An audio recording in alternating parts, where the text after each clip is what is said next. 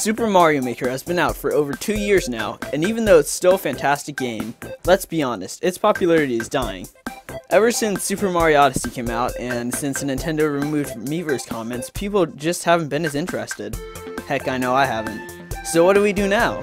We go and play Crazy Dreams, obviously, Super Mario Maker, but with cats!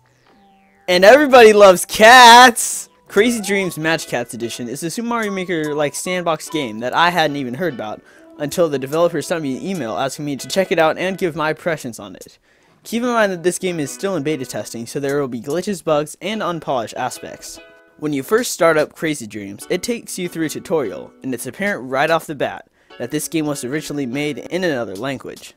The grammar just sounds awkward, the spelling is off at times, and it was twice as hard to understand, to be honest. Heck, even on the game's Discord, most people just talk in French. And you know, that totally doesn't make it harder for me. Yet again, this game is still in beta, so they have plenty of time to fix this translation. However, even through the complicated learning interface, once I learned how exactly the game works and what it has to offer, there's actually a lot of gimmicks I like about the game. But there's also a lot that needs work. Let's start out with the positive things first. Before all, we should take a look at the gameplay of this game. It's actually pretty solid. In Crazy Dreams, you take control of a cat who has a magic wand.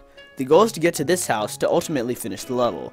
You also have 3 health points, and you have a default attack which you use to defeat enemies, which also come in a great variety. While playing through Crazy Dreams, I never felt that the inputs were delayed or that the controls were slippery. So in the gameplay aspect, this game, even while still in beta, is surprisingly solid. Next, let's look at the level editor, which should be the highlight of the game. Imagine if you took Super Mario Maker and combined it with the coding and interface of Scratch programming. You basically have the foundation of this game's level editor right here. To the left side of the editor, you have your selector, eraser, etc. And on the top side of the editor, you have the objects which you can place. And now, here's where things get interesting. When you place down enemies in specific objects, you have the option to code what they do. This is performed by clicking on the green icon by the enemies and objects, which takes you to this menu where you can add quote-unquote runes to modify their behavior. And to be honest, this is a really cool gimmick, and there's a surprising amount of aspects which you can modify for the enemies and objects. For instance, this enemy right here could either just have 3 health and walk around, or it could have 15 health, attack, jump around, and even have dialogue. There's so much you can do to customize the enemies, and that's one of the things that this game does better than Mario Maker. However, this does lead me to my first big complaint about Crazy Dreams: the process of getting more level objects.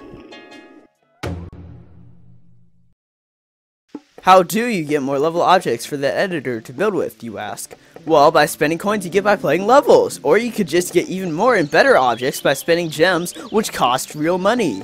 Honestly, I hate these pricey in-game currency systems that a lot of free games have nowadays.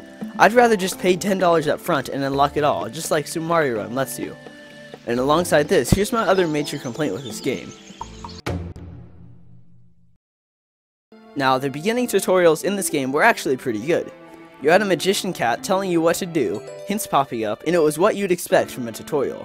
But then once you get to the coding tutorials, it's like, okay, here's the button and a door, make them work. I don't know what to do with this.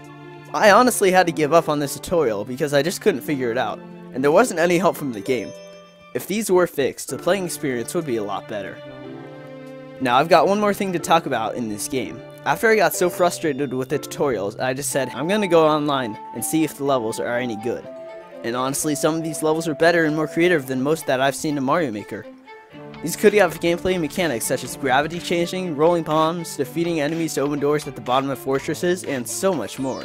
There's a lot of fresh ideas that Crazy Dreams brings to the table. So in conclusion, do I like this game? Well, yeah, it's got its ups and its downs, however. The pros are that the gameplay is good, level search is well laid out, and has a lot of fresh ideas, while the cons are that there are a lot of bugs and grammatical errors, unfinished tutorials, and the cash-grabbing currency system. This game isn't fantastic, but with enough effort and care, it could turn into something great. Well, y'all, thank you for watching my review on Crazy Dreams Magicats Edition. If you guys want to check out this game for yourselves, I'll leave a download link on Steam in the description. And hey, while you're here, why not hit those like and subscribe buttons and stay tuned for more gaming content on my channel. With all that said, BrambleGaming over and out.